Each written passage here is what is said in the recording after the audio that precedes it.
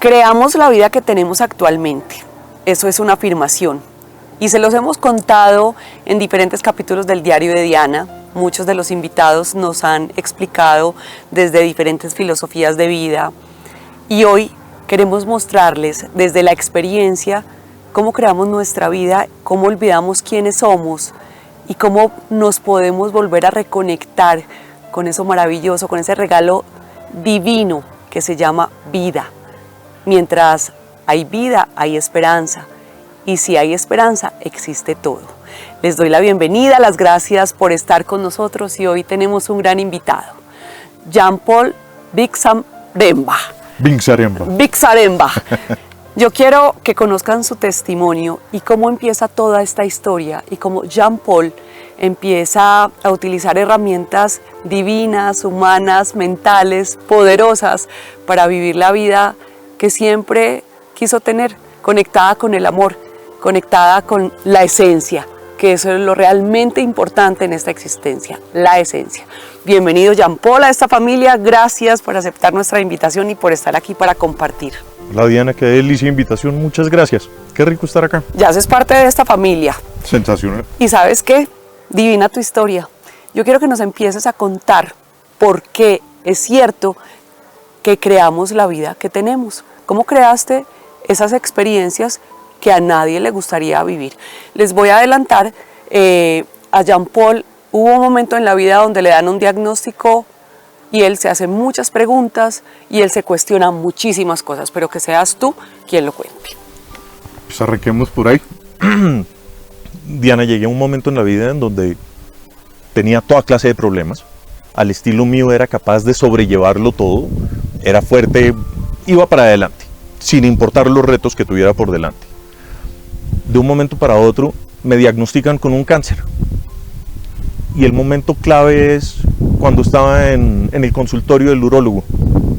Y sus palabras fueron: Jean-Paul, necesito que te vayas para donde un psiquiatra, tienes que entender que te estás muriendo en vida. No me acuerdo qué más me dijo, no me acuerdo qué más siguió dentro de esa consulta. Salimos de esa consulta con mi esposa y ahí le dije: ¿sabes qué? Yo necesito bajar por las escaleras, nos vemos abajo. Para ese momento de la vida, Diana, llevaba no sé cuántos años en terapia con ángeles, no sé cuántos años persiguiendo ese otro aspecto de la vida que consideraba que era mi vida personal, y lo laboral lo había dejado en lo laboral. Tenías la información en la cabeza, pero no la habías llevado a este plano, a esta realidad, a hacerlo. Había estado mal aplicada, casi que esto era una prueba a ver qué iba a hacer con todo eso que había hecho. Entonces bajé por las escaleras y cuando llegué abajo lo que dije fue: no, esto definitivamente no es mi realidad, esto es la del médico, yo no me puedo ir por ese camino. Yo no quiero un equipo que se dedique a pelear con el cáncer, yo lo que necesito es reencontrarme con mi vida. Y desde ahí decidí adelantar mi proceso. Un poco el momento fue, yo creé este momento de la vida. En ese momento tenía mi empresa embargada en Ley 1116, yo tenía todo embargado, también en Ley 1116, y fuera de eso, ahora con un diagnóstico de cáncer. Creo que lo más fácil en ese momento hubiera sido pararme a pelear con Dios y decirle: ¿por qué yo? ¿Por qué yo? Entonces, en ese momento, me hice responsable de mi propia vida. A mí nadie me había puesto en ese momento, nadie me había contagiado de un cáncer, nadie me había quebrado. Sí, fueron distintas situaciones con distintas personas que llegan a un momento en el tiempo. Yo lo que puedo hacer es responder por lo que yo he creado en mi propia vida. Y eso fue lo que decidí hacer. Si creé ese momento en el tiempo de una manera inconsciente, todo siempre con la mejor voluntad, desde el amor, pero no escuchando una vocecita que siempre tuve por dentro diciéndome: oiga, la vida tiene que ser algo más. Si tú me hubieras preguntado en ese momento quién era Jean-Paul, te hubiera dado una descripción de mi perfil de cargo y los logros que había obtenido. Pero ¿cómo así? Siempre escuchabas una vocecita interior en medio de tu éxito y en medio del empresario que eras, diciéndote: esto no es lo que quiero, sí, hay otra cosa mejor, o qué era lo que... Y te aseguro que el 99% de los que están viendo este programa la tienen. ¿Cómo me gustaría que darle sentido a lo que estoy haciendo, vivir una vida divertida, que me apasione, que me haga quererme levantar todas las mañanas? Pero eso siempre lo sentimos como algo tan distante que no le hacemos caso. Qué miedo perder esto que tengo hoy. Y no nos damos la oportunidad de pensar que puede haber algo más grande si tan solo levantamos la cabeza para mirar a otras partes. Y eso en buena medida fue lo que me pasó a mí. ¿Cuál fue el diagnóstico que te dieron?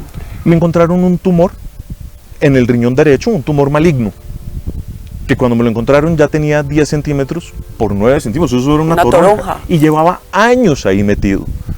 Y nunca tuve un síntoma, nunca tuve algo que dijera, oiga, váyase ya para donde el médico. Me hacía mis exámenes médicos y nada mostraba que hubiera algo anormal. Esto fue un hallazgo accidental. Y fue accidental en un chequeo general donde me dijeron, hágase una ecografía. ¿Vas a la ecografía? Y ahí la radióloga me dice, ¿a qué fue que lo mandaron a usted? Le eché el cuento de que era un chequeo y me dice, no, usted lo que tiene aquí es un tumor gigantesco. Y ahí arranca todo ese proceso con la ansiedad, con el tratar de entender por qué estaba en donde estaba, qué me había llevado hasta ahí.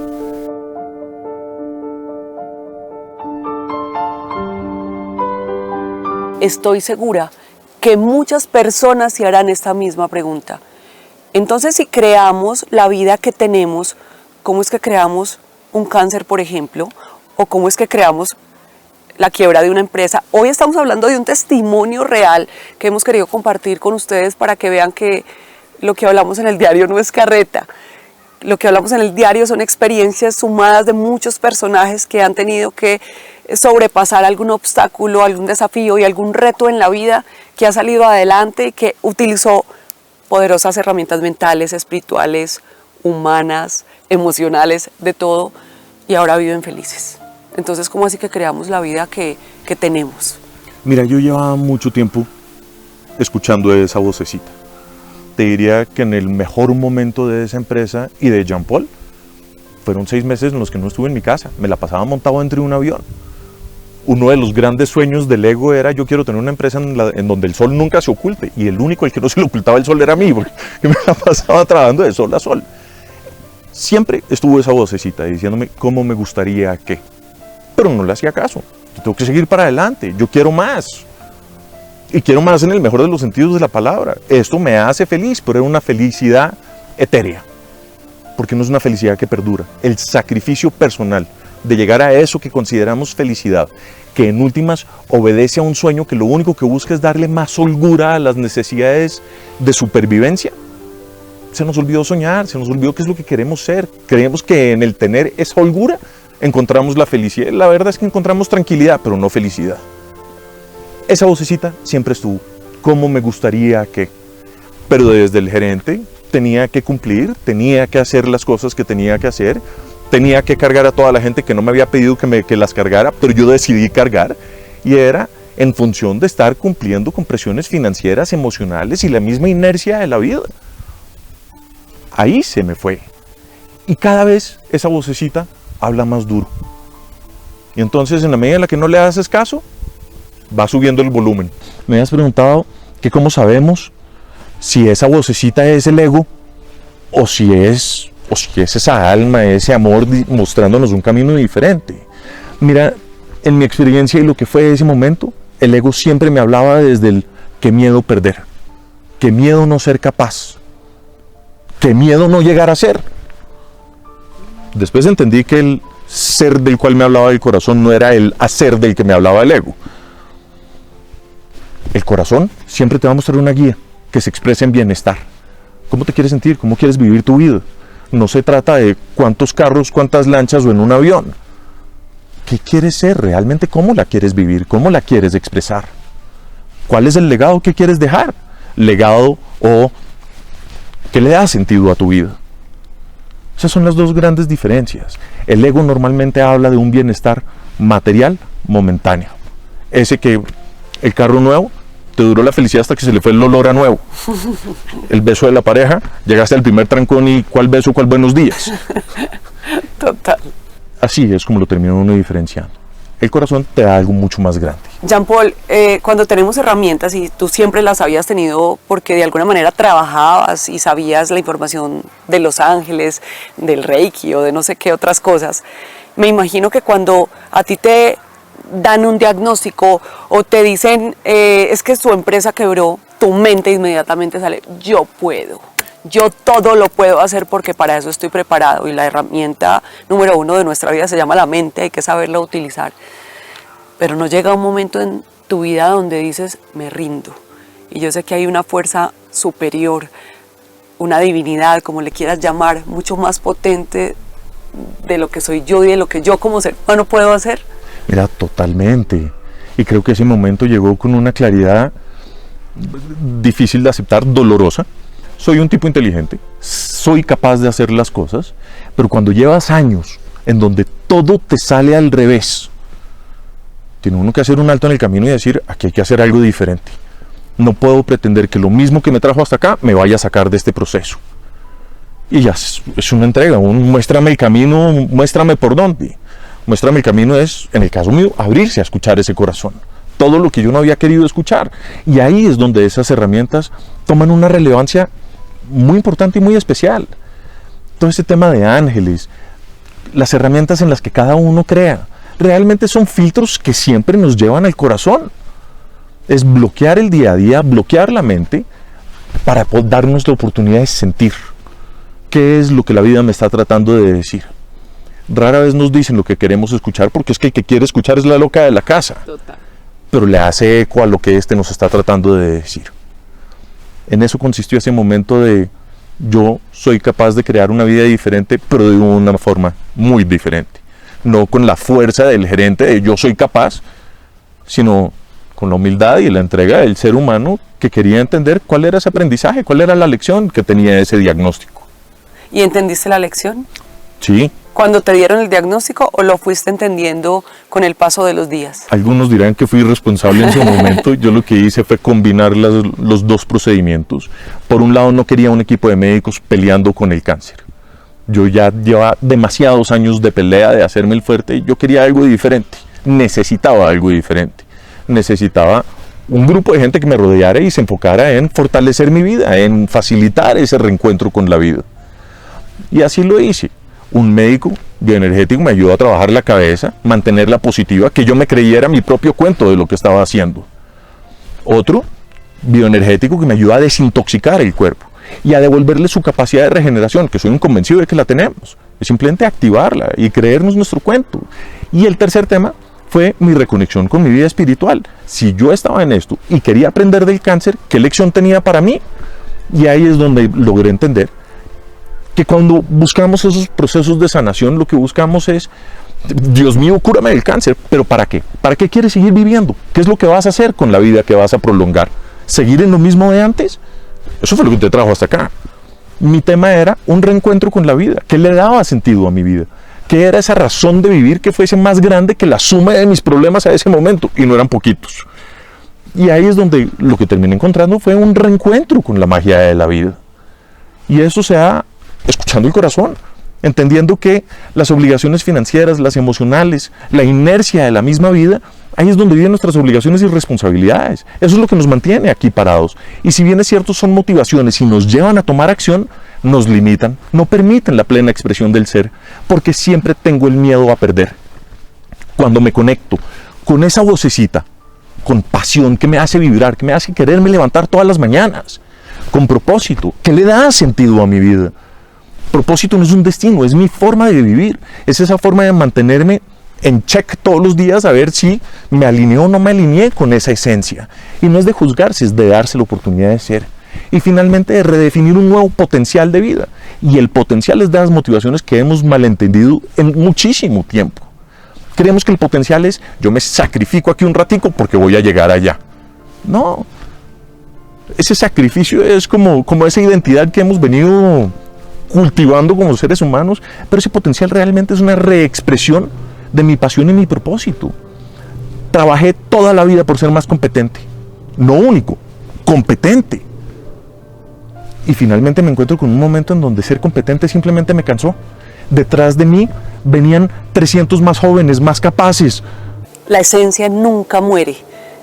El amor nunca muere, lo que tienes dentro de ti, esa fuerza interior nunca muere. La belleza pasa, los años pasan, lo que estudiamos se va volviendo obsoleto. O sea, la preparación espiritual es lo único que nos queda hasta el final de nuestros días. Totalmente. Y lo que encontré que me hacía único en la vida y lo que me hacía querer vivir era esa pasión, ese propósito y reexpresar eso mediante el potencial de vida que encontré para mí.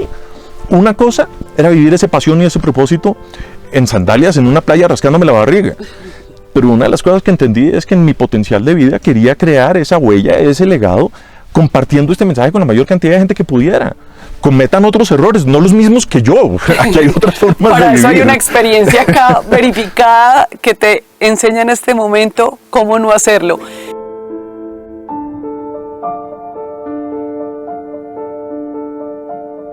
¿Qué herramientas has utilizado? ¿Cuál es esa cajita donde sacas una y otra herramienta para cuando estás triste, cuando te sientes bajito, cuando no te salen las cosas como quieres? ¿Cómo va ese diagnóstico? ¿Estás absolutamente curado? ¿Qué pasó? Sí, totalmente curado. La historia bonita es, finalmente, llego al momento de mi cirugía, le digo al doctor, yo ya entendí lo que tenía que entender.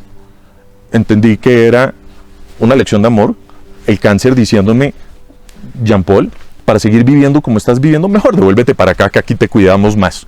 Si te quieres quedar, te puedes quedar, pero tú decides. Y ese decidir fue un reencuentro con la vida, con la magia, con todo eso que me hacía quererme quedar. ¿Qué herramientas entraron ahí?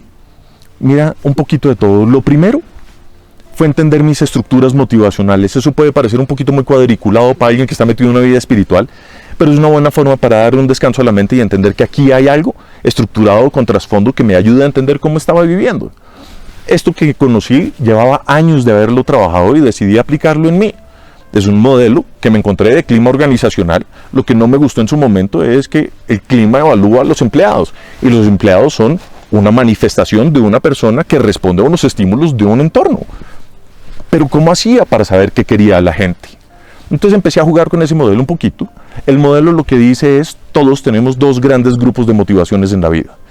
Unas que nos limitan y otras que nos empoderan. Las que nos limitan son las que te acabo de compartir, que es presión financiera, presión emocional y la inercia. La inercia, te la explico muy rápidamente para que entendamos, es esos momentos en donde estoy en piloto automático. No sé qué me gusta, no sé qué me disgusta, solo sé que no estoy feliz. Pero me levanto, cumplo y me vuelvo a dormir y así se me va el tiempo. ¿Cuántas vidas en este momento funcionan de esa manera? Y ahí hay una buena noticia, linda noticia además, porque es que un par de días, semanas, inclusive un par de meses, si le haces caso a la inercia, vas a escuchar al corazón diciéndote, quiero algo diferente. Pero es que somos tan necios y los miedos nos tienen tan anclados que permitimos que los meses se conviertan en años. Y mientras el mundo gira, nuestro entorno cambia, nosotros seguimos creyendo que estamos aburridos con la vida. Y ahí es donde vienen los momentos de crisis, como el mío. ¿Y qué momento de crisis? Sí. Entonces, esas son las motivaciones que, si bien es cierto, nos llevan a tomar acción, nos limitan, porque es el miedo el que nos retiene y no nos deja hacer los cambios que nos gustaría en la vida. Y después está el segundo grupo de motivaciones, que son las que nos empoderan, las que no dependen de absolutamente nadie. Yo decido qué hago con mi pasión, yo decido qué hago con mi propósito y decido qué hago con mi potencial. Y lo que resulte de esas no depende de nadie más, ni de la validación de mamá, papá o de un tercero, porque es que es la satisfacción del corazón la que se vive a través de esas tres. Por eso soy un convencido que cuando escuchamos esas tres, lo que estamos es escuchando la voz del alma. Me preguntabas de las herramientas después de toda esta carreta. Las herramientas son simplemente filtros que nos ayudan a ir al corazón. Ángeles, una forma de obtener esa ayuda y esa guía, acallando la mente y escuchando cuál es ese bienestar que estamos buscando por dentro.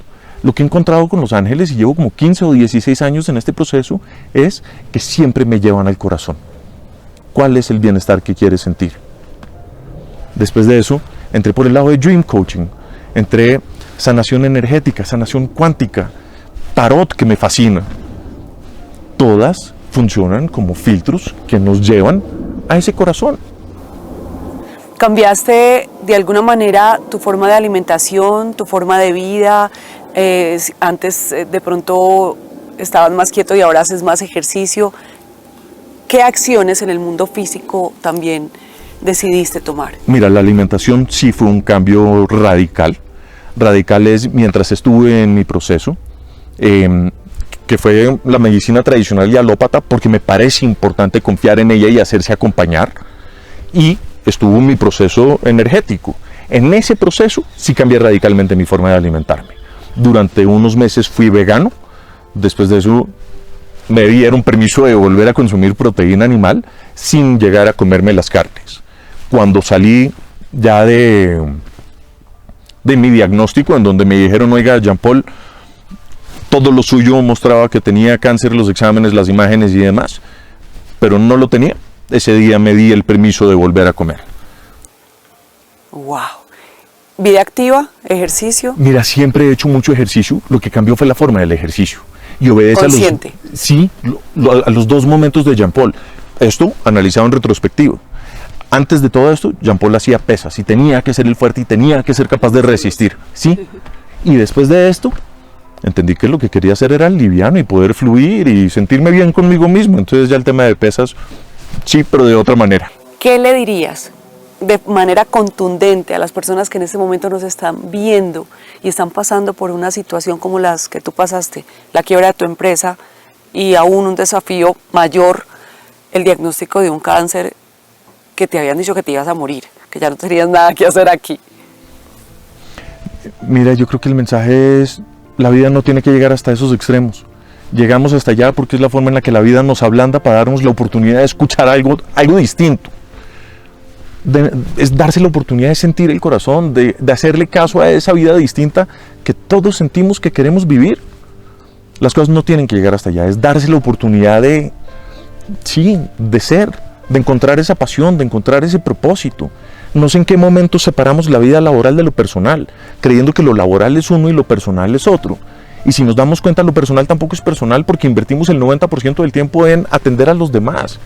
Aprovechen esa vida laboral para que sea la real expresión de quienes son y a través de eso empezar a vivir. ¿Cómo salir de esos momentos de crisis? Dándose la oportunidad de perseguir ese sueño, de encontrar una vida que sea más grande que la suma de los problemas que tienen, dándose el permiso de volver a soñar, no simplemente con buscar la tranquilidad, sino construir esa vida que todos buscamos, una de autorrealización, una que nos haga felices a nosotros, va a poder hacer felices a los demás, sin el esfuerzo de me tengo que entregar. Mi ser y mi forma de existir simplemente le llegan a los demás. Si no eres feliz, no puedes buscar la felicidad en otra parte porque eso es imposible. No puedes buscar nada fuera de lo que no tienes adentro. Eso es contundente y Jean Paul es otro testimonio más que ha verificado estas experiencias en su vida y que nos dice, creamos la vida que tenemos. Jean Paul, muchísimas gracias por estar aquí. Hoy se han tocado varios punticos que tenemos que desarrollar en futuros programas. Gracias. Gracias por compartir. A ti muchas gracias, Diana. Qué rico haber estado acá. Bienvenido a esta familia. Chao. Si quieres